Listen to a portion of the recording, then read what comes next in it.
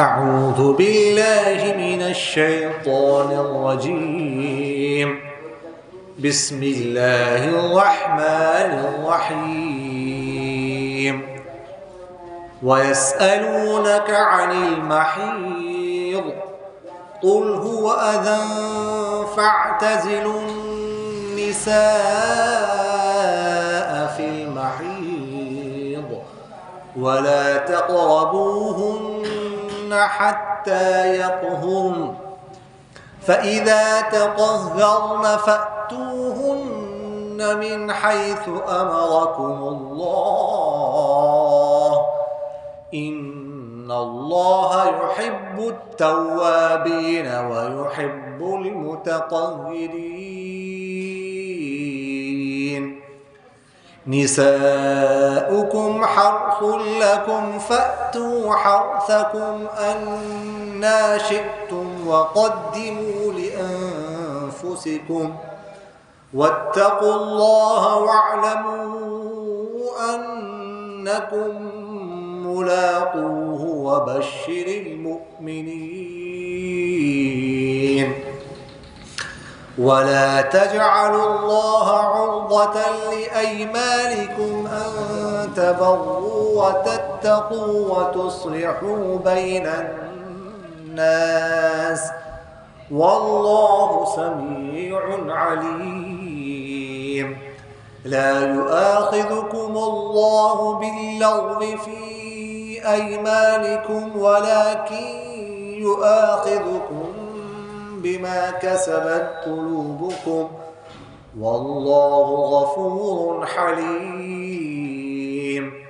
للذين يؤلون من نسائهم تربص 4 أشهر فإن فاءوا فإن الله غفور رحيم. وإن عزموا الطلاق فإن الله سميع عليم. والمطلقات يتربصن بأنفسهن 3 قروء ولا يحل لهن أن يكتمن ما خلق الله في أرحامهن إن كن يؤمن بالله واليوم الآخر وبعولتهن أحق بردهن في ذلك إن أرادوا إصلاحا ولهن مثل الذي عليهن بالمعروف وللرجال عليهن درجة والله عزيز حكيم. صدق الله العظيم.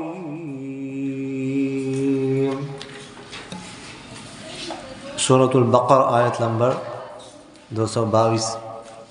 वयसअलूनक और पूछते हैं आपसे अनिल महीद हैज़ के बारे में, मेंसेस के बारे में।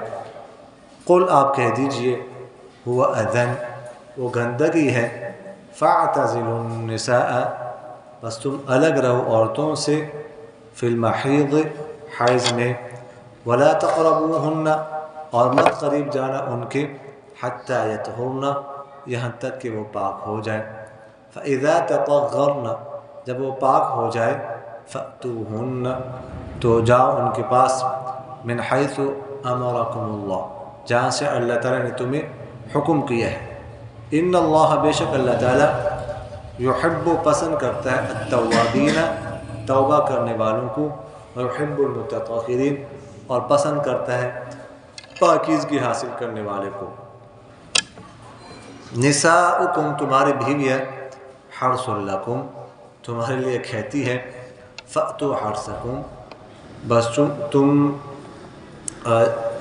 जाओ अपनी खेती के पास, अन्ना शिअतुम जैसे तुम चाहो, वक़द्दिमू लिअन्फुसिकुम और आगे भेजो अपने जानों के लिए, वत्तक़ुल्लाह اور اللہ سے ڈرو، وَاعْلَمُوا اور جان لو أَنَّكُمْ کہ بے شک تم لوگ ملاقوہ اس اللہ سے ملاقات کرنے والے ہو، وَبَشِّرِ الْمُؤْمِنِينَ اور خوشخبری سنا دو ایمان والوں کو، وَلَا تَجْعَلُوا اللَّهَ اور تم مت بنا اللہ کو عُرْضَةً نشانہ لِأَيْمَانِكُمْ اپنی قسموں کا، أَن تَبَرُّوا یعنی اللہ تبروا اصل میں کہ تم نہ نیکی کرو کسی کے ساتھ، وَتَتَّقُوا وَلَا تَتَّقُوا اور نہ تم تقوی اختیار کرو، وَتُصْلِحُوا یعنی وَلَا تُصْلِحُوا اور نہ تم اصلاح کرو بین الناس لوگوں کے درمیان، واللہ سمیع علیم اور اللہ تعالیٰ بہت سننے والا بہت جاننے والا ہے۔ لا یؤاخذکم اللہ نہیں پکڑتا تمہیں اللہ تعالیٰ باللغو فی ایمانکم تمہاری قسموں میں، لغو قسموں کے ساتھ، بے ساختہ قسموں کے ساتھ، ولکن یؤاخذکم لیکن پکڑتا ہے تمہیں بما اس کے ساتھ کسبت قلوبکم جس کا تمہارے دلوں نے پختہ ارادہ کیا ہے، واللہ اور اللہ تعالیٰ غفور بہت بخشنے والا، حلیم بہت مہربان ہے۔ للذین ان لوگوں کے لیے یؤلون جو ایلا کرتے ہیں، من نسائہم اپنی عورتوں سے، تربص انتظار ہے، اربعۃ اشہر 4 ماہ، فإن فاؤوا بس اگر وہ لوٹ آئیں، فإن اللہ تو بے شک اللہ تعالیٰ غفور بہت بخشنے والا، رحیم بہت مہربان۔ وإن عزموا اگر وہ پختہ ارادہ کر لے الطلاق طلاق کا، فإن اللہ بس اللہ تعالیٰ سمیع بہت سننے والا، علیم بہت جاننے والا۔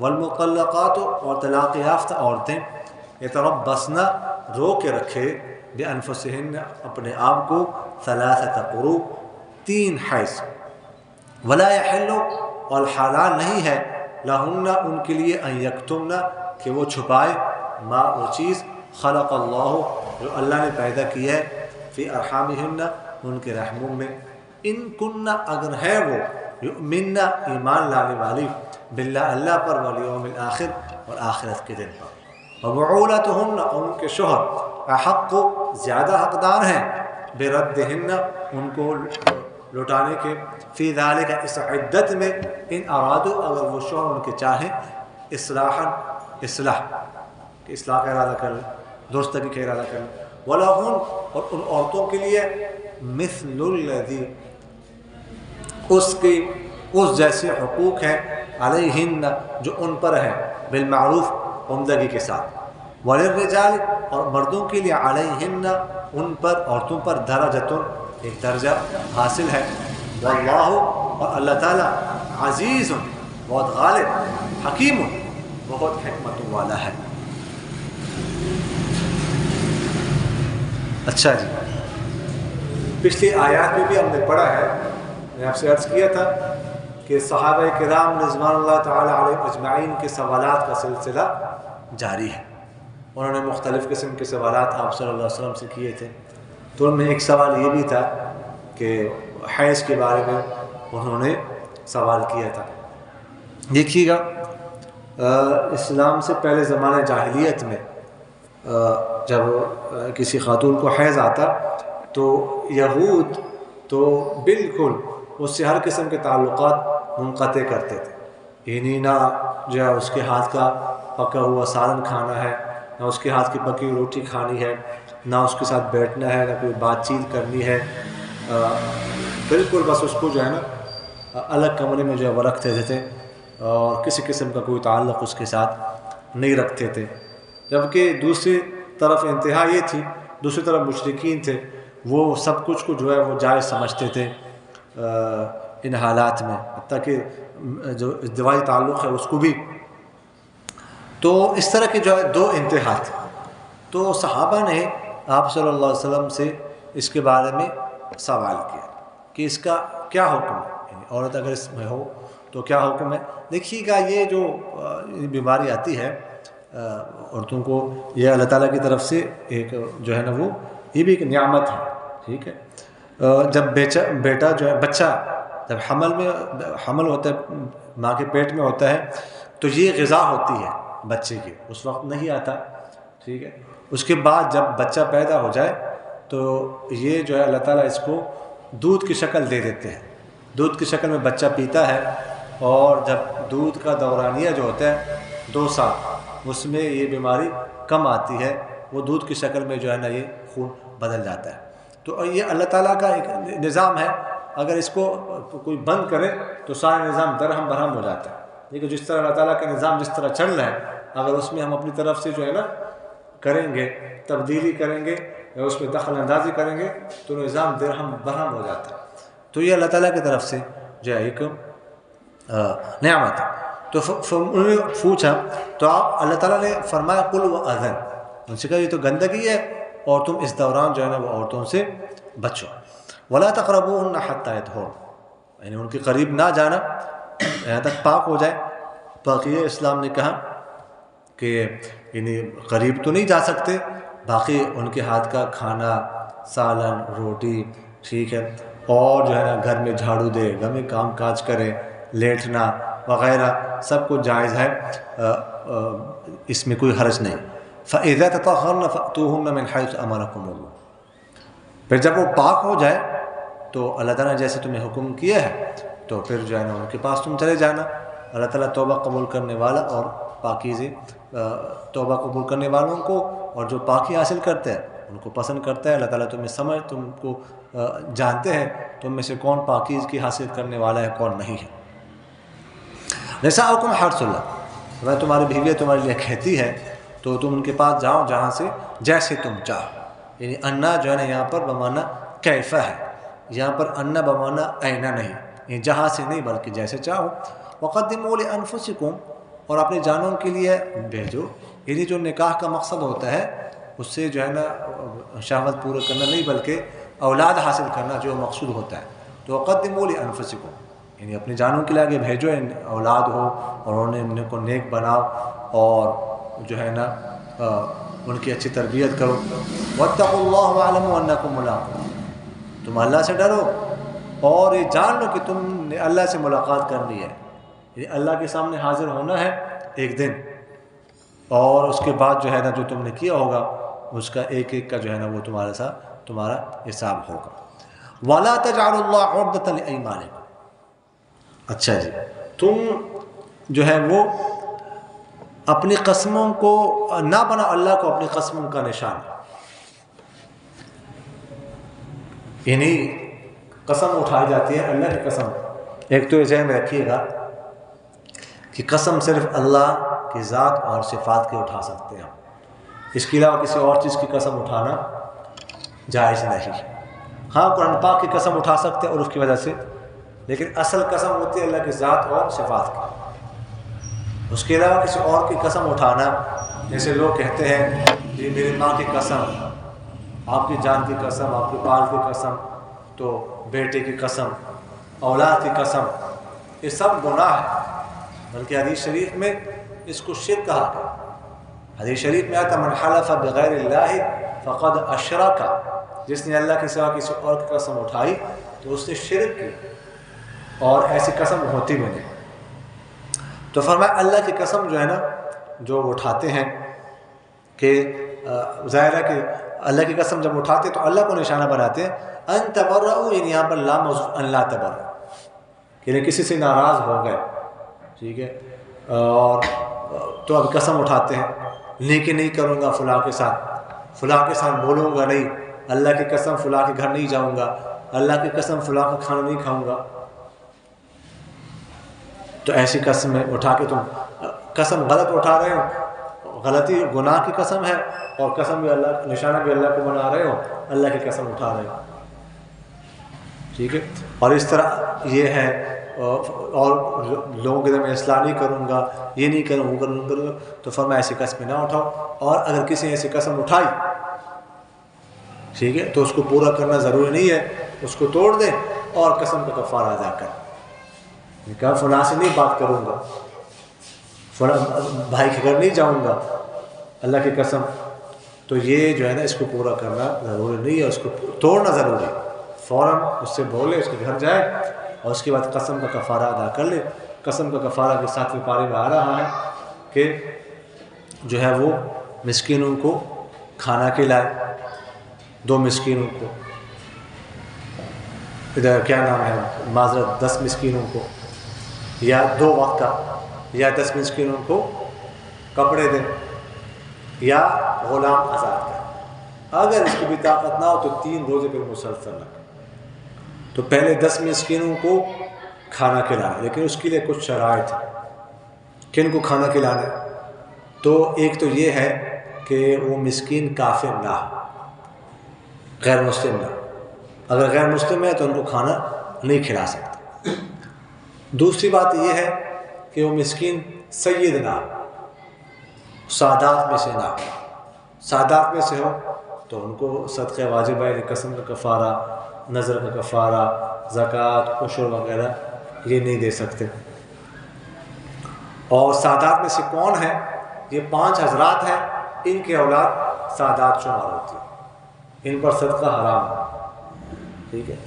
حضرت عباس رضی اللہ تعالیٰ عنہ کی اولاد،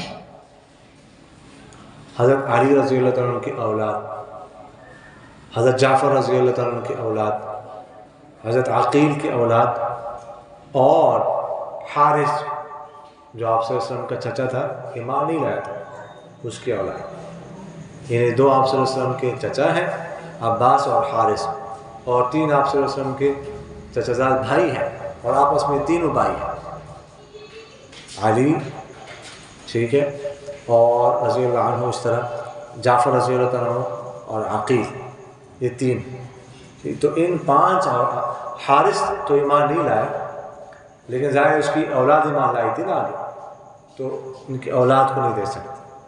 یہ 5 قسم کے لوگ کو یہ قسم کا جو کفارہ ہے یہ نہیں کھلا سکتے، نہیں دے سکتے۔ اس طرح جن کو کھلانا ہے وہ بچے نہ، ایک شرط، اور اس طرح جن کو کھلانا ہے بیمار نہ ان میں سے کوئی، اور اسی طرح جو ہے نا ان میں سے کوئی بہت زیادہ بوڑھا نہ ہو جو کھا نہ سکتا ہو، ٹھیک ہے۔ اور اسی طرح جو ہے نا ایسے لوگ نہ ہو جن کو زکوٰۃ نہیں لگتی، جو صاحب نصاب، اور اسی طرح کھلانا ان کے جن کا پیٹ بھرا ہوا نہ ہو۔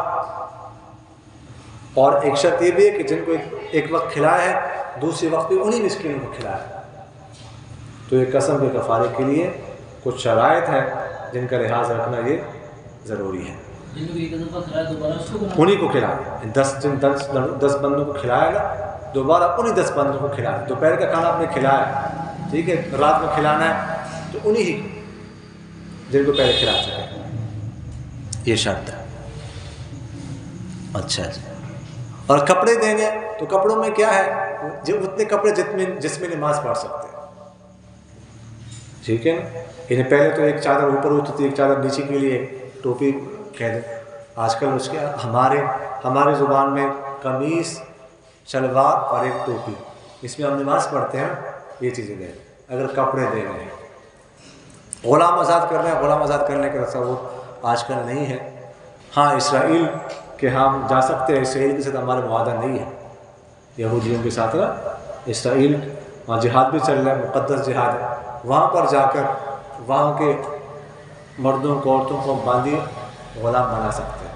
اور تو اقوام متحدہ کا یہ معاہدہ ہو چکا ہے کہ غلام نہیں بنا سکتے، باندھ نہیں بنا سکتے۔ اچھا، آگے فرماتے ہیں لا یؤاخذکم اللہ باللغو فی ایمانکم، اللہ تعالیٰ تمہیں نہیں پکڑتا، تمہارے گرفت نہیں کرتا لغو قسم۔ قسم جو ہوتی ہے قسم، اس کی 3 قسمیں ہیں۔ پہلی قسم اس کو یمین لغو کہا جاتا ہے۔ یمین لغو کہتے ہیں جو انسان سے ویسے بے ساختہ، بے خیالی میں منہ سے قسم نکل جاتی ہے، بات پہ بعض لوگوں قسمیں کھاتے عادت ہوتی ہے، اس کو یمین لغو کہا جاتا ہے۔ اس طرح فقہاء نے یہ بھی شمار کیا یمین لغو میں کہ کسی نے اگر ماضی میں کسی کام پر قسم کھائی، اپنے آپ کو سچا سمجھ رہا تھا لیکن جھوٹا نکلا، اس کا ارادہ جو ہے نا وہ یہی تھا کہ میں سچ بولوں۔ مثلا کسی کام کے بارے میں قسم کھائی کہ اللہ کی قسم میں نے فلاں کام نہیں کیا، وہ یہ سمجھ رہا تھا کہ میں نے نہیں کیا لیکن وہ کر چکا تھا، اس کے ذہن سے نکل چکا تھا، قصداً اس نے جھوٹ نہیں بولا، خیالی ایسا ہوگا، تو یہ بھی یمین لغو ہے۔ اس کے بارے میں نہ کوئی کفارہ ہے نہ کوئی گناہ ہے۔ دوسری قسم جس کو یمین غموس کہا جاتا ہے، یمین غموس کہتے ہیں کہ ماضی کی کسی بات پر جھوٹی قسم اٹھانا.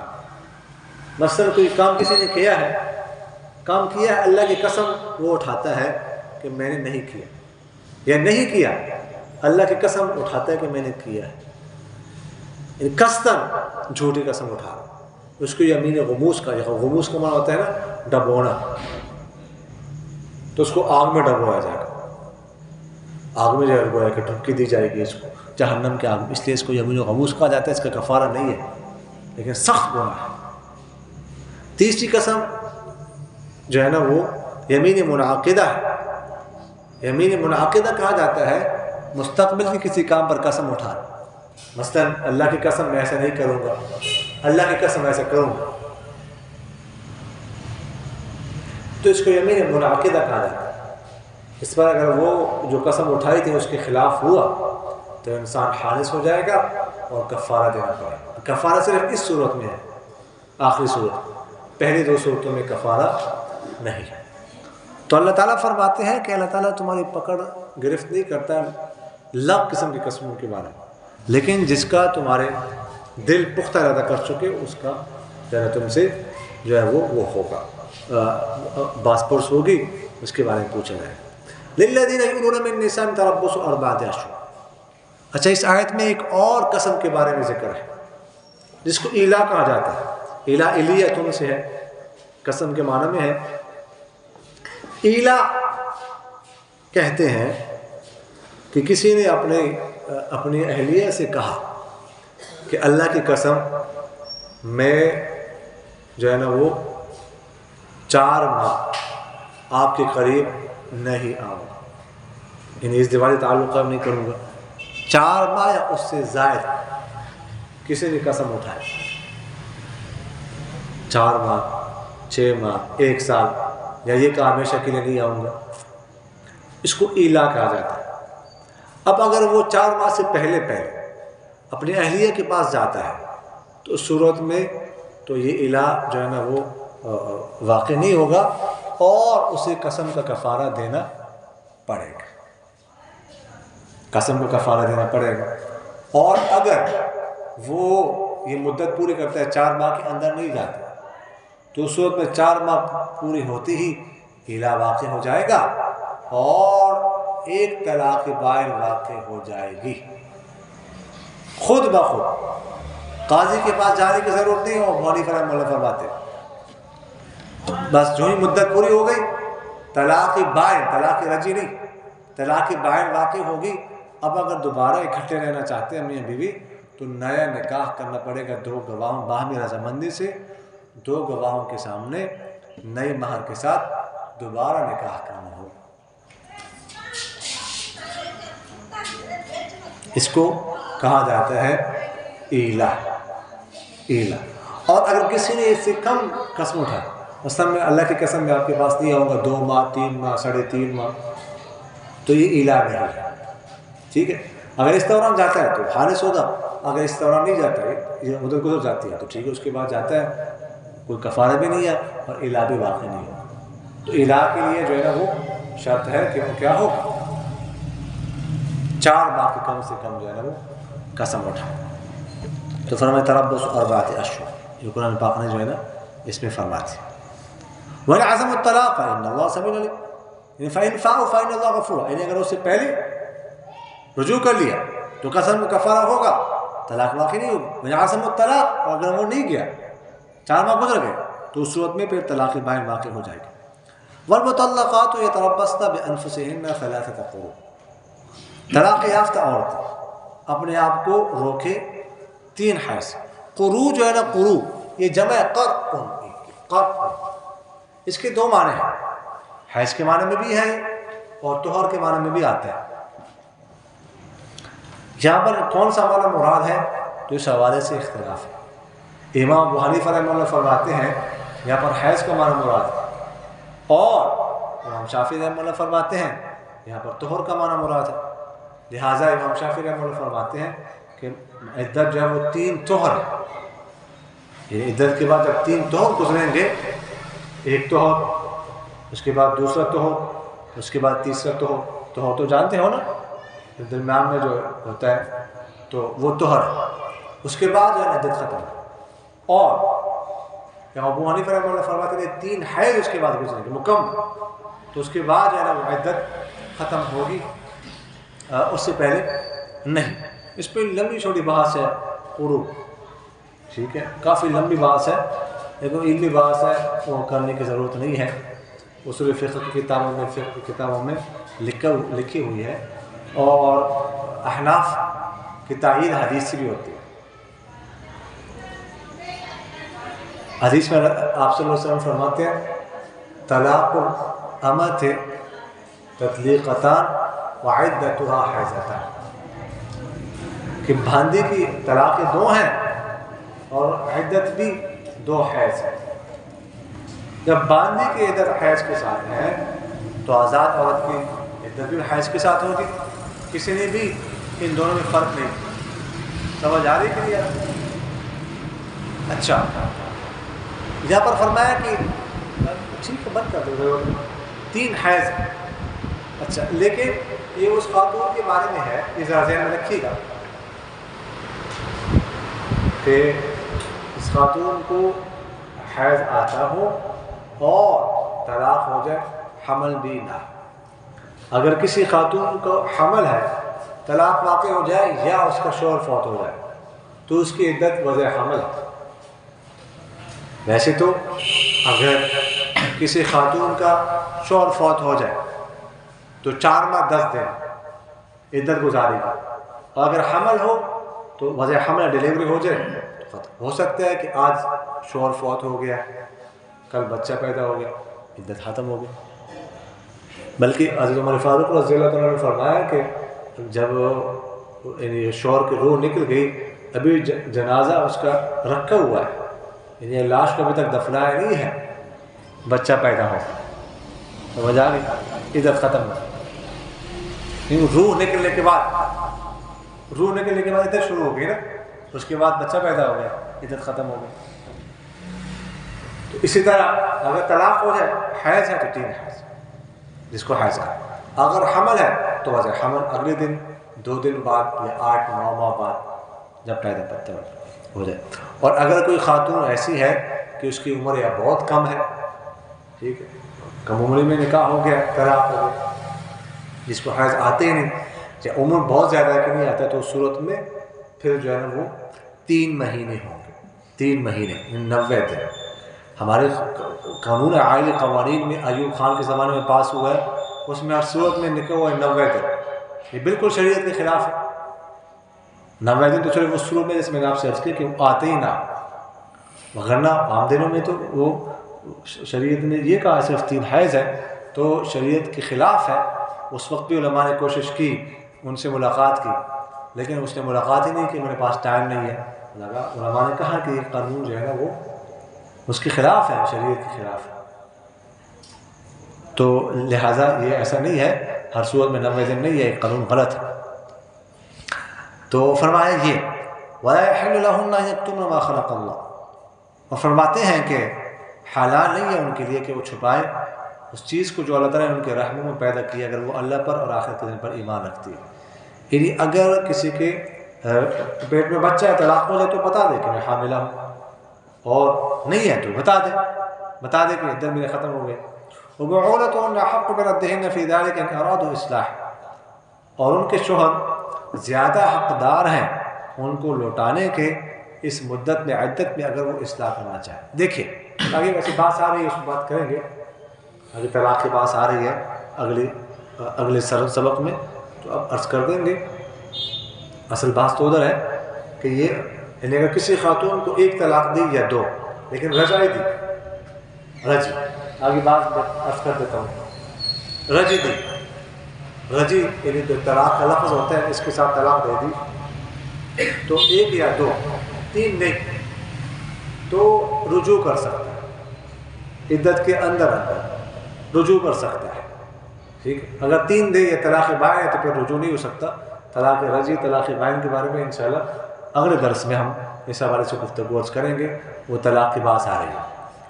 تو اس کے دوران اگر شوہر رجوع کرنا چاہیں ایک یا دو طلاق دی ہے تو رجوع کر سکتے ہیں، لیکن اللہ تعالیٰ فرماتے ہیں کہ رجوع اس لیے کرے ان اراد اصلاحہ، کہ مقصد جو ہے نا وہ اصلاح ہو۔ یہ مقصد رجوع کرنے کا خاتون کو اپنے پاس باعزت طریقے سے رکھنا ہے، سمجھ آ گئی؟ طلاق دی ہے، بعد میں پشیمانی ہو گئی، تب پھر رجوع کرتا ہے، پچھلی معاملات بھول کر باعزت طریقے سے رکھنا چاہتا ہے تو رکھ لے، لیکن اگر ارادہ اصلاح کا نہ ہو، مثلا ارادہ کیا ہے؟ لٹکانے کا ہے، ارادہ کیا ہے؟ اس کو ستانے کا ہے، اس کو سزا دینے کا ہے اور اس کو تکلیف دینے کا ہے، تو اس صورت میں پھر رجوع نہ کریں۔ کہ رجوع کا مقصد یہ ہے کہ بس میں پاس بھی رہی، میں بھی نہ رکھوں، کسی اور جگہ بھی نہ جائے، تو یہ گناہ ہے، ایسا نہیں کرنا چاہیے۔ ویسے بھی طلاق جو ہے نا، طلاق دینا یہ ویسے ہی درست نہیں ہے۔ حدیث شریف میں آتا ہے ان ابغض المباحات عند اللہ الطلاق، کہ جائز چیزوں میں سے سب سے مبغوض ترین چیز اللہ کے ہاں وہ طلاق ہے۔ طلاق ویسے نہیں دینے چاہیے، بری بات ہے، حتی الوسع طلاق سے بچنا چاہیے۔ اور حدیث شریف میں آتا ہے کہ جس خاتون نے اپنے شوہر سے بلا وجہ طلاق کا مطالبہ کیا کہ مجھے طلاق دے دو، اس پر جنت حرام ہے۔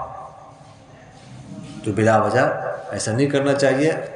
بعض اوقات وقتی تھوڑی سی ناراضگی ہوتی ہے یا تھوڑا سا غصہ ہوتا ہے تو یہ ختم ہو جاتا ہے اور عارضی ہوتا ہے، تو اس وجہ سے طلاق دینا یا طلاق کا مطالبہ کرنا یہ بہت بری بات ہے، ایسا نہیں کرنا چاہیے۔ وَلَهُنَّ مِثْلُ الَّذِي عَلَيْهِنَّ بِالْمَعْرُوفِ وَلِلرِّجَالِ عَلَيْهِنَّ، فرماتے ہیں کہ جتنے حقوق، جس طرح کے حقوق عورت پر ہیں شوہر کے لیے، اسی طرح حقوق عورت کے ہیں شوہر پر، ٹھیک ہے؟ عورت کے لیے حقوق ہیں کہ شوہر جو ہے نا اس کو خرچہ دے، اس کو مکان دے، اس کو لباس دے، اس کو باعزت طریقے سے رکھے، یہ روٹی کپڑا اور مکان۔ اور اسی طرح جو ہے نا وہ شوہر کے حقوق ہیں بیوی پر، اسے خوش رکھے، اس کے آدمی موجودگی میں اس کے عزت و ناموس کا خیال رکھے وغیرہ ذالک۔ لیکن ساتھ ہی فرمایا وَلِلرِّجَالِ عَلَيْهِنَّ دَرَجَاتٌ، کہ مردوں کو عورتوں پر ایک گنا فوقیت حاصل ہے، فضیلت حاصل ہے۔ حقوق دونوں کے ہیں لیکن ایک گنا فوقیت حاصل ہے۔ اور یہ بھی ذہن میں رکھیں کہ جو میاں بیوی کا رشتہ ہے نا، یہ ایسا رشتہ ہے کہ اس میں بس اللہ تعالیٰ نے اتنا کہہ دیا کہ حقوق ہیں لیکن حقوق بیان نہیں کیے۔ یہ ایسا رشتہ ہے کہ اس میں حقوق جو ہے نا وہ چھوڑنے پڑتے ہیں، حقوق لینے نہیں پڑتے، چھوڑنے پڑتے ہیں، پھر یہ رشتہ چلتا ہے۔ یعنی شوہر یہ کہیں کہ میرا یہ حق نہیں ہے چھوڑ دو، بیوی چھوڑ دے حقوق، پھر تو رشتہ چلتا ہے۔ لیکن اگر دونوں یہ مطالبے کریں، شوہر کہے میرا حق ہے یہ ادا ہونا چاہیے، بیوی کہے میرا حق ہے مجھے دینا ہے، اس طرح رشتہ چلتا نہیں ہے۔ اگر رشتے کو چلانا ہے، اچھے طریقے سے چلانا ہے، تو پھر حقوق اپنے چھوڑنے پڑتے ہیں، پھر حقوق سے دستبردار ہونا پڑتا ہے۔ حقوق کا مطالبہ کرنا نہیں، مجھے یہ حق دینا چاہیے، یہ میرا حق ہے، تو پھر اس طرح رشتہ جو ہے نا وہ نہیں چلتا۔ وہ نا مشہور واقعہ ہے کہ وہ شوہر ایک شخص نے شادی کی تو کوئی اس کی بیوی جو ہے پڑھی لکھی تھی، دین پڑھا ہوا تھا، اس کی بیوی نے کہا کہ میرا یہ حق ہے، مجھے جو ہے نا بالکل الگ گھر دینا ہے، ٹھیک ہے، میں آپ کے والدین کی خدمت نہیں کر سکتی، ان کے بھائیوں کی خدمت نہیں کر سکتی، سمجھ آگے کہ نہیں ہے، اور میں یہ کام آپ کا نہیں کر سکتی، یہ نہیں کر سکتی، یہ شریعت میرے ذمہ نہیں لگا، یہ نہیں لگا، یہ نہیں لگا۔ تو شوہر بہت پریشان ہو گیا، یہ تو مصیبت میں پھنس گیا، تو وہ کسی مفتی صاحب کے پاس گیا کہ کیا کریں؟ تو مفتی صاحب نے اس کو کہا کہ ٹھیک ہے، اس کو یہ کہو کہ آپ کے سارے حقوق ہیں میں مانتا ہوں، بالکل ایسے ہی ہوگا جیسے آپ کہتے ہیں، ٹھیک ہے، میرا یہ حق ہے دوسری شادی کرو، یہ میرا حق ہے تو میں دوسری شادی کروں گا۔ تو گھر میں جب آیا اس نے بیوی سے کہا کہ ٹھیک ہے، آپ کو سارے حقوق میں تسلیم کرتا ہوں، آپ کے حقوق آپ کو ملیں گے، ٹھیک، اب میرے حقوق بھی آپ نے تسلیم کرنے۔ لیکن کیا ہے؟ میرا ایک حق ہے، زیادہ نہیں ہے۔ کیا ہے جی دوسری شادی کرنا ہے، میرا حق ہے، لہٰذا کل سے میں دوسری شادی کی تیاری کرتا ہوں۔ تو وہ کہنے لگے میرے سارے حقوق چھوڑتی ہوں، سارے حقوق میں چھوڑ دیتی ہوں، ٹھیک ہے۔ تو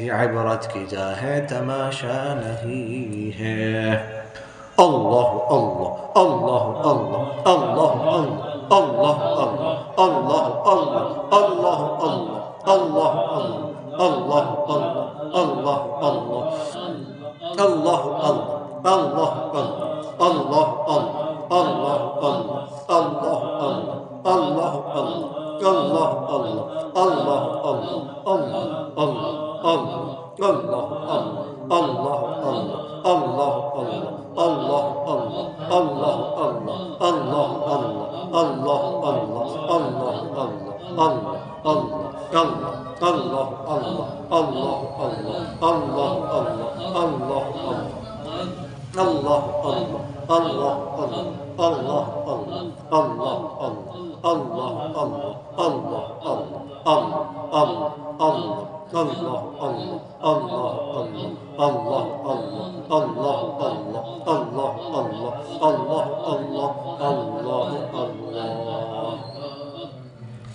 جل جلالہ وعم نوالہ وجل شأنہ وعز اسمہ ولا الہ غیرہ۔ کیا ڈر ہے جو ہو جائے ساری خدائی بھی مخالف، کافی ہے اگر ایک اللہ میرے لیے ہے۔ توحید تو یہ ہے کہ خدا حشر میں کہہ دے یہ بندہ دو عالم سے خفا میرے لیے ہے۔ اللہ اللہ اللہ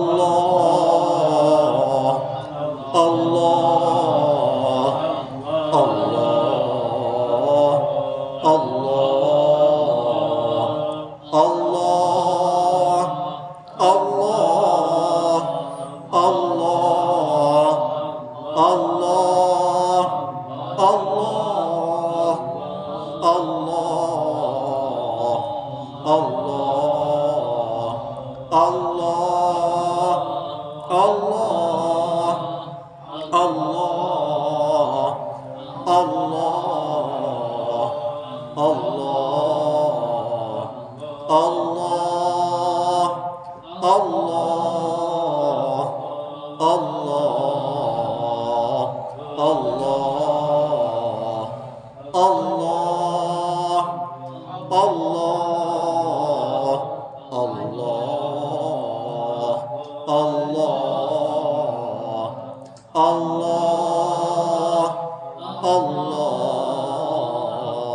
اللہ اللہ اللہ جل جلالہ وعم نوالہ وجل شأنہ وعز اسمہ ولا الہ غیرہ۔ آمین۔ الحمد للہ رب العالمین والعاقبۃ للمتقین والصلاة والسلام علی خیر خلقہ محمد وعلی آلہ واصحابہ اجمعین۔ اللهم احسن عاقبتنا في الامور كلها واجرنا من خزي الدنيا وعذاب الاخره، توفنا مسلمين والحقنا بالصالحين، اللهم انصر عساكر المسلمين، اللهم انصر اخواننا المظلومين في فلسطين، اللهم انصر اخواننا المستضعفين في غزه، اللهم انصر المجاهدين في فلسطين، اللهم انصر المجاهدين في كل مكان، اللهم لعن الكفرة والمشركين واليهود والهنود والنصارى الذين يكذبون رسلك ويصدون عن سبيلك ويتعدون حدودك ويدعون معك إلها آخر ويقاتلون أولياءك. اللهم خالف بين كلمتهم، اللهم خالف بين عساكر اليهود والنصارى، اللهم خالف بين عساكر إسرائيل، اللهم خالف بين عساكر إسرائيل، اللهم فرق جمعهم وشتت شملهم وزلزل أقدامهم ودمر ديارهم وألق في قلوبهم الرعب وخذهم أقصى عزيز مقتدر وأنزل بهم بأسك الذي لا تردهم على القوم المجرمین۔ یا ذا الجلال والاکرام ہمارے تمام صغیرہ کبیرہ گناہوں کو معاف فرما۔ یا ذا الجلال والاکرام ہمیں قرآن پاک پڑھنے کی توفیق نصیب فرما، قرآن پاک کو سمجھنے کی، اس میں تدبر کرنے کی توفیق نصیب فرما۔ یا ذا الجلال والاکرام ہمارے بھائی فلسطین میں جو مظلوم ہے، یا ذا الجلال والاکرام ان کی مدد نصرت فرما۔ یا ذا الجلال والاکرام ان کی مدد اپنے فرشتوں کے ذریعے سے فرما۔ یا ذا الجلال والاکرام جیسے کہ آپ نے بدر میں اپنے حبیب حضور اقدس صلی اللہ علیہ وسلم اور ان کے ساتھیوں کی مدد فرمائی تھی، اسی طرح ہمارے فلسطینی بھائیوں کی مدد نصرت فرما۔ یا ذا الجلال والاکرام امت مسلمہ کو آپس میں متفق متحد فرما۔ اللہ ذل جلال والاکرام تمام امت مسلمہ کو توفیق نصیب فرما کہ ہمارے فلسطین مظلوم بھائیوں کا ساتھ دے. اللہ ذل جلال والاکرام یہودیوں کے ناپاک وجود کو یہاں سے ختم فرما. بیت المقدس اور مسجد اقصیٰ کو ان کے قبضے سے چھڑا دیجیے. اللہ ذل جلال والاکرام اس کے اسلحے کو، ان کے اموال کو نست نابود فرما. ان کے اسلحہ کو ان کے خلاف استعمال فرما. ان کے اسلحہ کو آگ لگا دیجیے. اللہ ذل جلال والاکرام ہم سب کو جہاد کی توفیق نصیب فرما. ہم سب کو شہادت کی موت نصیب فرما. سبحان ربک رب العزت عما یصفون وسلام علی المرسلین والحمد للہ رب العالمین. آمین یا رب العالمین برحمتک یا ارحم الراحمین.